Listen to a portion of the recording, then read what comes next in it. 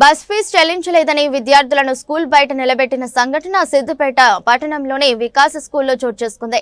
SC ST best available school నుండి select అయిన విద్యార్థులు వికాస్ స్కూల్లో చదువుతున్నారని విద్యార్థుల తల్లిదండ్రులు తెలిపారు. వార్షిక పరీక్షలు జరుగుతున్న నేపథ్యంలో బస్ ఫీజు చెల్లించలేదని విద్యార్థులను స్కూల్ బయట నిలబెట్టారని ఆవేదన వ్యక్తం చేశారు.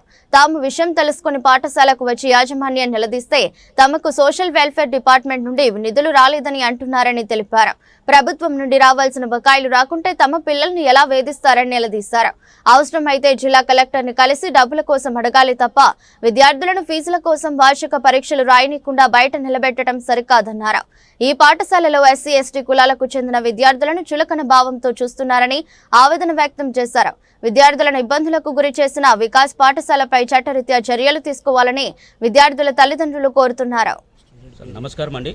నేను వికాస్ స్కూల్లో నా పిల్లలు చదువుతున్నారు. ఇక్కడ బెస్ట్ ఎస్సీ ఎస్టీకి సంబంధించినటువంటి బెస్ట్ అవైలబుల్ స్కూల్లో నుంచి సెలెక్ట్ అయినటువంటి పిల్లలు నా యొక్క ఇద్దరు పిల్లలు ఇక్కడ చదువుతున్నారు. బేబీ సుగోత్ర అని చెప్పేసి బెస్ట్ అవైలబుల్ స్కూల్ నుంచి సెలెక్ట్ అయ్యారు. ఫీజు కట్టలేదని చెప్పేసి నెపంతో బస్ ఫీజే ఓన్లీ ఫీజు అంటే ఫీజు ఉండదు సార్. ఇది సోషల్ వెల్ఫేర్ డిపార్ట్మెంట్ నుంచి సెలెక్ట్ అయినటువంటి వాళ్ళము. ఇక్కడ బస్ ఫీజు కట్టలేదని చెప్పేసి ఎగ్జామ్ రాయనీయకుండా బేబీని బయట నిలబెట్టడం జరిగింది. మేము పేరెంట్ రాగానే లోపలికి పంపించడం జరిగింది సార్.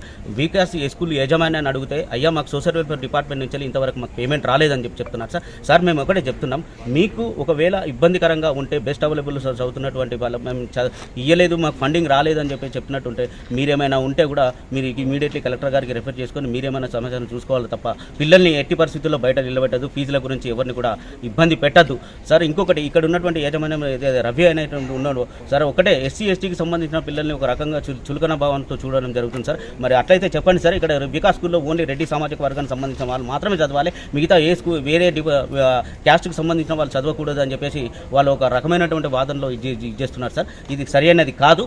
మీకు ఒకవేళ పెండింగ్ ఏదైనా ఉన్నట్టుంటే మీకు డిఓ ఆఫీస్లో కానీ మీరు కలెక్టర్ కానీ దృష్టి తీసుకోవాలి. బెస్ట్ అవైలబుల్కి సంబంధించినటువంటి ఫండింగ్స్ ఏదైనా ఉంటే మీరు చూసుకోవాలి కానీ పిల్లలపైన ఇది తగదు. ఇది ఎగ్జామ్ మూమెంట్లోనే మీరు ఇన్ని రోజుల కూడా ఏం చేశారు సార్? మీరు ఎగ్జామ్ మూమెంట్లోనే ఈ రోజు ఎగ్జామ్ ఉంటే ఈ రోజు పిల్లల్ని ఇబ్బందికరంగా చేయడం ఇది సరైనటువంటి చట్టరీత్యా నేరం సార్. దీనిపైన కలెక్టర్ గారు కానీ మరియు ఉన్నత అధికారులు వెంటనే సమీక్షించి దీన్ని చర్య తీసుకోవాల్సిందిగా వికాస్ స్కూల్ పైన యాజమాన్యం పైన చర్య తీసుకోవాల్సిందిగా నేను విద్యార్థి ఒక పేరెంట్ తరఫున నేను ఆవేదన వ్యక్తం చేస్తున్నటువంటి